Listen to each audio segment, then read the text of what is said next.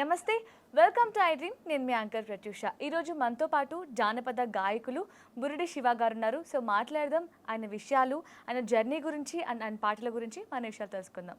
నమస్తే అండి, ఎలా ఉన్నారు? సూపర్. సో ఒక మంచి పాటతో ఇంటర్వ్యూ స్టార్ట్ చేద్దామా?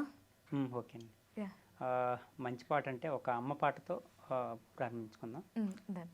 యాడ పుట్టిన బిడ్డవో ఏ తల్లి కన్నా పిల్లవో, యాడ పుట్టిన బిడ్డవో ఏ తల్లి కన్నా పిల్లవో, అమ్మగా జన్మ ఎత్తినవు ఈ బొమ్మకు ప్రాణం పోసినవు, అమ్మా నీకే జోహారు సాటిరారు నీకు ఇంకెవరు, అమ్మా నీకే జోహారు సాటిరారు నీకు ఇంకెవరు, యాడ పుట్టిన బిడ్డవో ఏ తల్లి కన్నా పిల్లవో, యాడ పుట్టిన బిడ్డవో ఏ తల్లి కన్నా పిల్లవో, అమ్మగా జన్మ ఎత్తినవు ఈ బొమ్మకు ప్రాణం పోసినవు, ముసిముసి నవ్వులు నవ్వి ముసిముసి నవ్వులు నవ్వి 9 మాసాలు మోసి, ముసిముసి నవ్వులు నవ్వి 9 మాసాలు మోసి, కడుపులోన బిడ్డ తన్నినా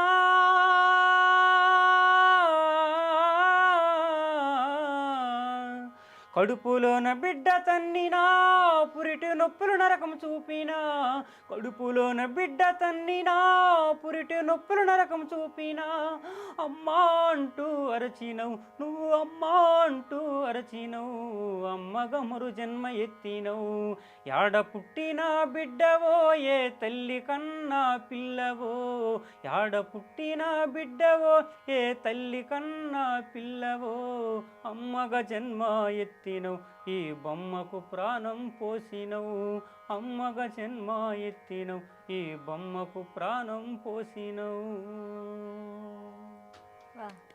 నైస్ అండి, చాలా చక్కగా పాడారు.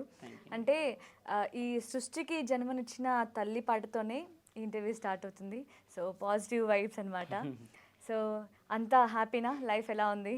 చాలా బాగుందండి ప్రెజెంట్. సో అసలు ఈ జానపదం ఎప్పుడు స్టార్ట్ అయింది మీ లైఫ్లో? నాకు చిన్నప్పటి నుంచి జానపదం అంటే చాలా ఇష్టం. స్కూల్ చదివేటప్పుడు నాకు అక్కడ తెలుగు టీచర్ అని చెప్పి మల్లికార్జున సార్ అని చెప్పి తెలుగు టీచర్ ఉండేవాళ్ళు అన్నమాట.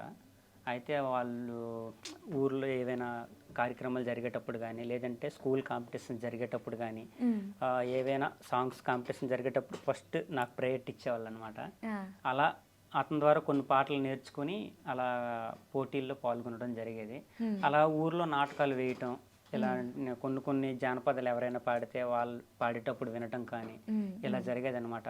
ఇంకా నాకు మా చిన్నన్న ఇద్దరు ఉండేవాళ్ళు, చిన్నలు ఇద్దరు ఉన్నారు. మా వీళ్ళు ఏంటంటే పద్యాలు పాడేవాళ్ళు అనమాట. హరిశ్చంద్ర నాటక పద్యాలు అని చెప్పి పాడేవాళ్ళు. వాళ్ళు పాడుతూ ఉంటే వాళ్ళు నాకు వినాలనిపించేది, వినేవాడిని, కానీ నాకు అవి వచ్చేవి కాదనమాట. అలా వాళ్ళ నుంచి అలా వారసత్వంగా అలా నాకు పాట పైన ఇష్టం పెరిగేది అనమాట. అలా ఇప్పుడు జానపదాల వైపు ఎక్కువగా మక్కువ చూపిస్తూ జానపదాలను పాడుతూ ప్రోగ్రామ్స్ అవి చేస్తూ ఉంటాను. అంటే వాళ్ళు పాడేది వింటూనే మీరు నేర్చేసుకున్నారా, ఆర్ఎల్స్ ఏమైనా నేర్పించడం కానీ ఇలాంటివి ఏమైనా ఉన్నారా? ఎవరైనా మీ బాబాయ్ వాళ్ళు నేర్పించారా, మీరే నేర్చుకున్నారా? వాళ్ళు పాడేవి హరిశ్చంద్ర పద్యాలండి. నాకు ఇష్టపడేవి నేనంటే జానపదాలు. అదే జానపదం మీకు ఎవరు నేర్పించారు? అంటే మీరే నేర్చుకున్నారా విని? నేను ప్రోగ్రామ్స్కి అవి వెళ్ళేవాడిని. జానకిరావు గారు అని చెప్పి మా టీవీ రేలారేల్లో 2వ దరువులో విన్నారనమాట. అతనితో ప్రోగ్రామ్స్కి వెళ్తూ ఉంటే అతను కొన్ని సాంగ్స్ నేర్పించడం, ఇలా పాడాలి అని చెప్పడం జరిగేది అనమాట. అతన్ని చూసి కొన్ని నేర్చుకుని అలా కొనసాగిస్తున్నాను. ఓకే, అయితే మీ గురువు గారు ఆయనే. బట్ మీ ఇన్స్పిరేషన్ ఎవరు ఈ జర్నీలో? ఈ జర్నీలో అతనే ఇన్స్పిరేషన్. అతనితోనే స్టార్ట్ అయింది. ఓకే, అంటే వాళ్ళు పాడుతున్నప్పుడు భలే ఉన్నాయి వినడానికి అనిపించి మీరు జానపదాన్ని నేర్చుకోవడానికి కారణమా, లేదు అంటే ఊర్లో ఎలాగో పాడుతున్నారు కదా అందరూ ఇదే అలవాటు అని ఏమైనా వచ్చేసినాయా? ఊర్లో పాడుతునేటప్పుడు నాకు ఇష్టం. ఒక అవకాశం కోసం ఎక్కడైనా అంటే వాళ్ళు ప్రోగ్రామ్ చేసేటప్పుడు ఏమైనా అవకాశం ఉంటే చెప్పండి, మీతో పాటు నేను కూడా వస్తానని చెప్పి అన్నని అడిగితే సరే అని చెప్పారనమాట. అలా ప్రోగ్రామ్స్కి వాళ్ళతో రన్ అవుతూ ఉంటూ అతన్ని చూసి కొన్ని పాటలు అలా పాడుతూ ఉండడం, నేర్చుకోవడం. ఓకే. జర్నీ. ప్రోగ్రామ్స్ అంటే నాటకాలు వేసేవాళ్ళా? అంటే అంటే స్టేజ్ షోస్. ఆహా! ఓకే. పెర్ఫార్మెన్స్, డాన్స్ పెర్ఫార్మెన్స్ ఇట్లనా? ఓకే. సో, ఫస్ట్ నాటకాలు వేసేవాళ్ళు, తర్వాత మీరు జానపదాలు నేర్చుకున్నారు ఈ నాటకాలు అన్నది ప్రాసెస్‌లో. అది వేరండి. హ్మ్. ఆహ్, జానపద కళ అనేవి ఒక 4 విభాగాలుగా విభజించవచ్చు. జానపద సంగీతం, జానపద నృత్యాలు. హ్మ్. అంటే జానపద సంగీతం అంటే పాటలు పాడటం ఇలాంటివి. ఆ! ఆ! జానపద నృత్యాలు అంటే ఇప్పుడు తప్పెట గుళ్ళు, హ్మ్. హ్మ్. కోలాటాలు, హ్మ్. ఇలా బిందులు లాంటి ఇలా చెప్పి కొన్ని కొన్ని ఉంటాయన్నమాట. ఓకే. ఇంకా జానపద హస్తకళలు అంటే ఇప్పుడు చేనేత వస్త్రాలు కానీ హ్మ్. ఇలాంటి ఏవైనా బొమ్మలు తయారు చేయడం, చెక్క బొమ్మలు హ్మ్. అలాంటివి ఏవైనా తయారు చేయడం. హ్మ్. ఇంకా జానపదాల్లో ఇప్పుడు కొంతమంది నాటకాలు వేస్తుంటారు, మీరు చెప్పారు కదా, హా! హా! బుర్రకథలు, హరికథలు. అదొక ఎగ్జాక్ట్‌లీ. రకం ఆ! అన్నమాట. ఆ! ఈ 4 విభాగాలుగా ఓకే. బట్ జానపద మీరు కళలు. జానపద నృత్యాలు చేసేవాళ్ళు ఫస్ట్. సంగీతం. సంగీతం ఫస్ట్. ఉమ్. ఓకే.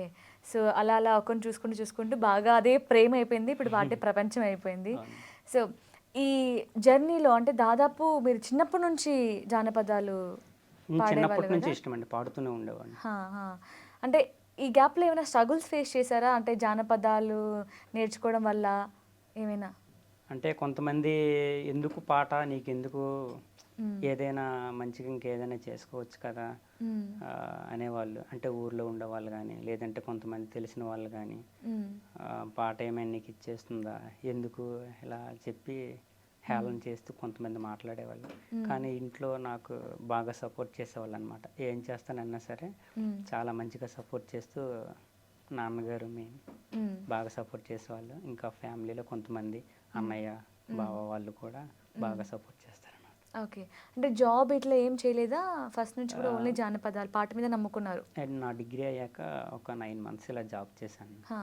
తర్వాత మానేసి ప్రోగ్రామ్స్ అవి కంటిన్యూ సాటిస్ఫాక్షన్ చేశాను. రావట్లేదు జాబ్ చేస్తుంటే. రావటం లేదు. పాటే కావాలి. అక్కడ ఓకే. విజయనగర సంగీత కళాశాలలో హ్మ్. కొంతవరకు అంటే మెయిన్ బేసిక్స్ వరకు కొంతవరకు నేర్చుకున్నాను అనమాట. హ్మ్. హ్మ్. రాజ్యలక్ష్మి గారి దగ్గర, నెక్స్ట్ సుజాత గారి దగ్గర నేర్చుకున్నాను కొంతవరకు. హ్మ్. ఓకే.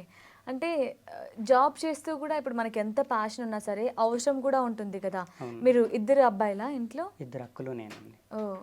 అక్కలు, మీరు. హ్మ్. ఓకే. సో, ఇంట్లో ఖర్చులుంటాయి, అవసరాలుంటాయి. సో, జాబ్ చేస్తూ గూడా పాట చూసుకోవచ్చని అనేవాళ్ళు గూడా కొంతమంది ఉంటారు. అనేవాళ్ళు. బట్ మీరెందుకు ఇలా చూజ్ చేసుకోలే? ఈ 2 వేస్‌ని చూజ్ చేసుకోవచ్చు కదా! ఐ మీన్ ఇలా అనేవాళ్ళు కూడా ఉంటారు కదా! అవును. జాబ్ చేస్తూ పాట పాడండి, పాట పాడొచ్చు కదా అని. బట్ మీరెందుకు ఒకటే వేని చూజ్ చేసుకున్నారు? నా నాకు పాట అంటే ఇష్టం చిన్నప్పటి నుంచి.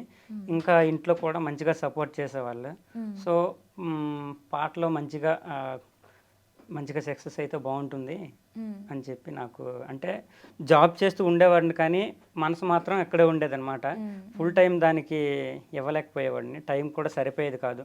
మార్నింగ్ లేవటం, రెడీ అవ్వటం, బాక్స్ ప్రిపేర్ చేసుకొని జాబ్‌కి వెళ్ళటం, మళ్ళీ ఈవినింగ్ సాయంత్రం అయ్యేది 8:00 ఇలా అయ్యేదనమాట వచ్చేసరికి. హ్మ్. మళ్ళీ తిని మళ్ళీ పడుకోవడం, మళ్ళీ అది సేమ్ ప్రాసెస్. ఇప్పుడు సాటిస్ఫాక్షన్ ఉందా మరి? చాలా. కానీ మనం ఎంత పాట పాడినా, పాట అంటే ఎంత ఇష్టం ఉన్నా సరే, ఒక సరైన గుర్తింపు, మన టాలెంట్‌కి తగ్గ గుర్తింపు, ఆపర్చునిటీస్ అండ్ మంచి పే వస్తేనే కదా సాటిస్ఫాక్షన్ ఉంటుంది అనిపిస్తుంది. బట్ ఈ సాటిస్ఫాక్షన్ మీ లైఫ్‌లో ఉంది అంటారా ఇప్పుడు? గుర్తింపు అనేది ఇంకా ప్రతి ఒక్కరు కోరుకుంటారు సక్సెస్ అనేది. హ్మ్. కాకపోతే ఇంకా నా పాట అనేది ప్రతి ఒక్కరు విని, ఈ పాట ఈ వ్యక్తి పాడాడు, హ్మ్. పలానా వ్యక్తి పాడాడు అని చెప్పి, ఆ పాటకి ఎప్పుడైతే గుర్తింపు వస్తుందో అప్పుడు నాకు గుర్తింపు వచ్చినట్లు, అప్పుడే నేను సక్సెస్ అయినట్లు. అంటే మన తెలుగు రాష్ట్రాల్లోనే కాకుండా ఇంకా ఇంకెక్కడ అదర్ కంట్రీస్‌లో ఉన్న తెలుగు ప్రజలు ప్రతి ఒక్కరికి కూడా నా పాట వినిపించేలా హ్మ్. ఎప్పుడైతే వినిపిస్తుందో అప్పుడే నేను సక్సెస్ సక్సెస్ అయినట్లు. అయ్యా అనుకుంటారు. మరి పే విషయంలో డబ్బు వస్తుందా? మీరు కష్టపడుతున్న దానికి, మీరిచ్చే పాటకి, వీటన్నిటికి మీకు తగినంత సంపాదన వస్తుందని మీరు అనుకుంటున్నారా? ప్రస్తుతానికైతే పర్వాలేదు. అంటే బ్రతకటానికి పర్వాలేదు. హ్మ్. ఇబ్బంది లేకుండా పాట ముందుకు నడిపిస్తుందనమాట. హ్మ్. హ్మ్. సో, చాలా ఈవెంట్స్ చేశారు. చాలా షోస్ చేశారు. ఒక 'సారంగ దరియా' అనే ఒక షో కూడా చేశారు. అందులో చాలా చక్కగా పాటలు పాడేవారు. సో, అందులో ఆ జర్నీలో మీకు నచ్చిన ఫేవరెట్ పాట ఏంటి? అదొకసారి మా కోసం పాడతారా? ఓకే అండి. రావే ముద్దుల గుమ్మ ఉలిబామ రాజినిమల తోటలోనికి నువ్వు రాత్రికి రాకపోతే రేపే ప్రయాణమమ్మ రావే ముద్దుల గుమ్మ ఉలిబామ రావే ముద్దుల గుమ్మ రావే ముద్దుల గుమ్మ ఉలిబామ రాజినిమల తోటలోనికి నువ్వు రాత్రికి రాకపోతే రేపే ప్రయాణమమ్మ రావే ముద్దుల గుమ్మ ఉలిబామ రావే ముద్దుల గుమ్మ